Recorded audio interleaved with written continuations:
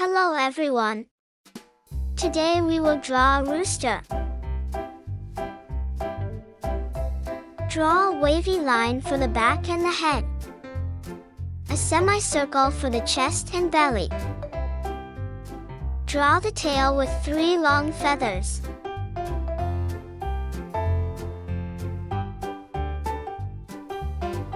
Draw an open beak and a drop-shaped wattle. A big comb on top of his head. An oval for the eye. 3 curves for feathers under his head. For the wing you can draw an oval with one side flat. He is standing on one leg, with the other leg lifted. Color the rooster blue, green, yellow, orange and red.